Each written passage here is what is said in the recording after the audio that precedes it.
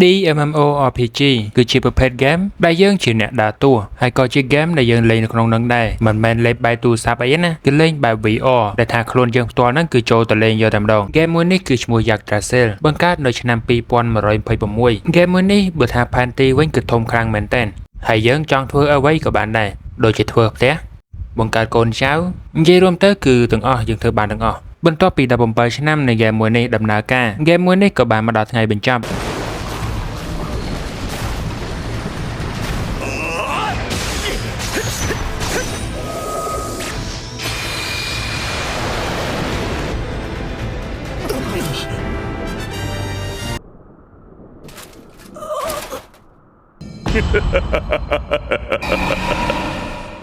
សាច់រឿងរបស់យើងគឺចាប់ផ្ដើមតួរបស់យើងក៏និយាយគ្នាជាមួយនឹងមិត្តភក្តិរបស់គាត់តួរបស់យើងមានឈ្មោះថាMomongaហើយសំណាក់ដែលពួកគាត់នៅនឹងមានឈ្មោះថា Nazarick ម្នាក់ដែលនៅមុខគាត់នឹងគឺឈ្មោះថា Hero និយាយរួមទៅឈ្មោះតួអង្គរបស់គេដាក់ក្នុងហ្គេមហើយឃើញវិស័យឃើញអីហ្នឹងសិតតែតួអង្គរបស់គេហ្នឹងឯងគាត់ទាំងពីរនេះនិយាយគ្នាលេងដោយសារតែ Hero ហ្នឹងគឺគាត់ខានចូលហ្គេមហ្នឹងយូរហើយ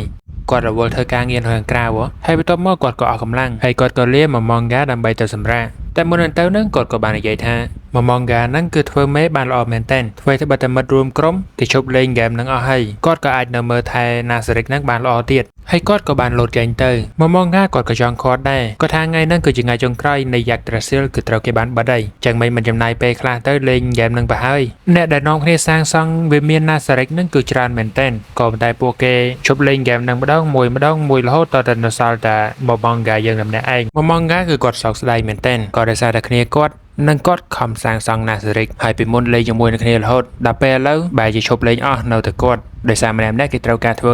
អីរកស៊ីចិញ្ចឹមគ្រួសារគេអីចឹងណាបន្ទាប់ពីគាត់អង្គុយខូចចិត្តហើយគាត់ក៏មកមើលអាវុធប្រចាំ Nazarickអាវុធមួយនេះគឺមានឥទ្ធិពលខ្លាំងមែនទែនក្រុមគ្នារបស់គាត់នឹងខំស្វែងរកយ៉ាងពិបាកអ្នកខ្លះរកមាសអ្នកខ្លះរកត្បូងអ្នកខ្លះរកអីចឹងទៅហើយអាវុធនឹងធ្វើសម្គាល់សម្រាប់អ្នកប្រចាំនៅ Nazarick ចឹងណាគេធ្វើមេនៅហ្នឹងគឺអ្នកកាន់ហើយអាវុធមួយហ្នឹងគឺឈ្មោះថាដំបងនៃ Ain Soul Gold បន្ទាប់ពីគាត់និយាយហើយគាត់ក៏សម្រេចចិត្តទៅជួបកូនចៅគាត់ម្ដងទៀតជាលើកចុងក្រោយក៏ដោយសារតែផុតយប់នេះទៅគឺគាត់ឈប់លេងហ្គេមហ្នឹងទៀតហើយហ្គេមហ្នឹងក៏គេបិទដែរ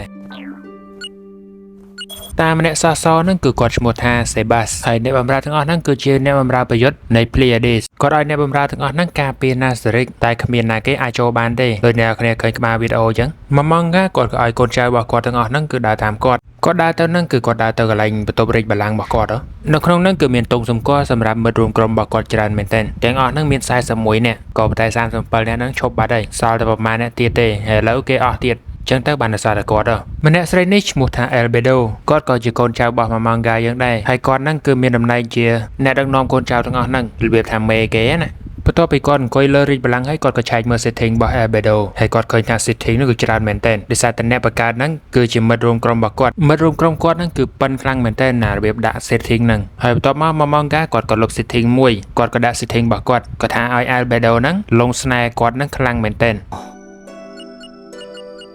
モモンガを愛している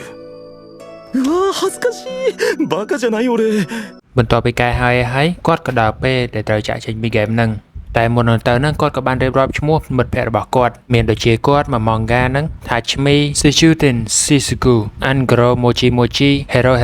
Peroro Chino Buku Chakama Tabula Saramakida ដឹងជាឈ្មោះស្អីខ្លះទេវិញនៅមេច្រើនទៀតតែយើង skip ចោលទៅបន្ទាប់មកគាត់ក៏ចាប់ផ្ដើមបិទហ្គេមក៏ប៉ុន្តែទៅដល់ម៉ោង12គាត់នៅជាប់នៅក្នុងហ្គេមហ្នឹងនៅឡើយគាត់ចេញពីហ្គេមហ្នឹងអត់កើតទេគាត់រកបើក setting របស់គាត់តែ setting របស់គាត់ហ្នឹងគឺលេចមានទៀតហើយគាត់ចង់តាក់ទងទៅខាង GM ក៏តាក់ទងអត់កើតដែរគាត់កំពុងតែឆ្ងល់មានរឿងអីកើតឡើង Albedo គាត់ក៏សួរថាមានរឿងអីកើតឡើងមែនលោកម្ចាស់ដល់ហើយMomongaគាត់គិតថាចំហើយ Albedo គាត់ក៏នៅតែបន្តសួរទៀតថាមានរឿងកើតឡើងមានបញ្ហាអីមែន何か問題がございましたか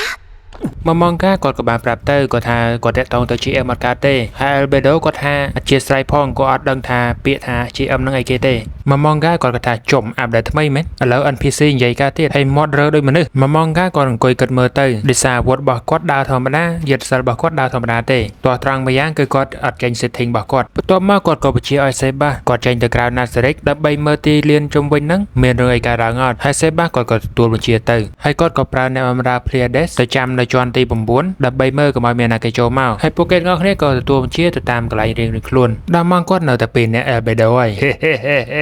គាត់ក៏ឡៃតែអង្គុយគិតមើលទៅតែគាត់គួរធ្វើយ៉ាងម៉េចឲ្យមានរៃកើតឡើងគួយគិតចុះគិតឡើង Albedo គាត់ក៏និយាយថាលោកម្ចាស់តើមានអីឲ្យខ្ញុំធ្វើអត់គាត់ថាម៉ណេះមកចឹងពេលម្ដងគាត់ថាជុំធំក្លិនក៏អូបមែនចុំឲ្យក្នុងហ្គេមឥឡូវឲ្យធំក្លិនទៀតមកម៉ងកាគាត់ក៏និយាយថា Albedo ញ៉ាំនឹងប៉ះខ្លួនឯងណាអូខេជាដំបងគាត់ប៉ះដៃទៅហើយគាត់ក៏ថាជុំ NPC ឥឡូវចេះមានអារម្មណ៍ចេះអីទៀតមកម៉ងកាគាត់ក៏ថាទៀត Albedo ខ្ញុំប៉ះដើមទ្រូងឯងបានអត់Albedo ក៏ថាប៉ះតាមស្រឡាញ់កន្លែងនេះបាច់មើលយ៉ាត់ខូចភ្នែកមើលតែប៉ុណ្្នឹងទៅបានហើយអាឡៃតែកាន់បដាគិតបដាហ្នឹងគាត់គិតថាចុងហ្គេមឥឡូវដាក់18បូកចូលទៀតមិនមែនយ៉ាងត្រាសៀលណែអានេះ DMMO ផ្សេងទេគាត់ចុះគាត់ឡើងគាត់ថាចុំអញបន្តច្បាច់ដងកាលទៀត Albedo គាត់ក៏និយាយថាដល់ពេលដែលលោកម្ចាស់យកខ្ញុំចូលបន្ទប់អីមែនអ្នកគ្នាត្រូវចាំ Albedo ខ្លាចទៅជាបែបហ្នឹងក៏ដោយសារតែមក manga យើងកែ setting របស់គាត់ឲ្យទៅស្រឡាញ់គាត់រហូតដល់ Albedo សួរទៀតចុះកៅរបស់ខ្ញុំមកលោកម្ចាស់ចង់ដោះខ្លួនឯងមួយក៏ឲ្យខ្ញុំដោះឲ្យមក manga គាត់ថាបានឈប់ Albedo ឈប់យើងអត់តដល់ពេលហ្នឹងឯងឥឡូវហ្នឹងគឺមិនមែនជាពេលវេលារឿងបែបហ្នឹងឯងសុំទោសលោកម្ចាស់មិនអីទេខ្ញុំលើកលែងហើយមក manga គាត់ក៏បានបញ្ជាឲ្យ Albedo ក៏ហៅកូនចៅមកទាំងអស់អត់តអ្នកយាមនៅជាន់ទី4និងជាន់ទី8ឯងក្រៅពីហ្នឹងហៅមកប្រមូលម្ដងគ្នាបើជួបជុំគ្នានៅជាន់ទី6 Albedo គាត់ក៏ទទួលបញ្ជាទៅមក manga គាត់ដើរបដាគាត់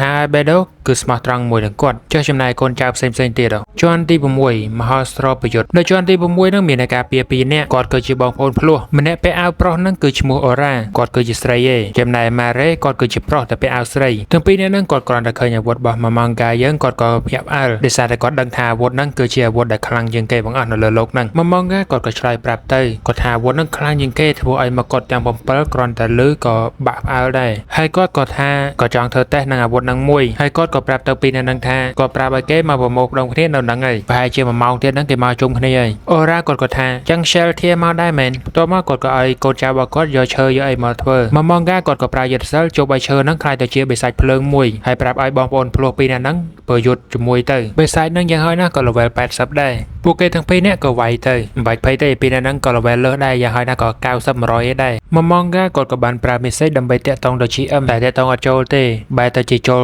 សាបាវិញហើយគាត់ក៏សួរសាបាទៅថាមានអីកើតឡើងអត់នៅជុំវិញហ្នឹងសាបាគាត់ក៏ឆ្លើយថាខាងយើងគឺមានបញ្ហាហើយmanga គាត់ថា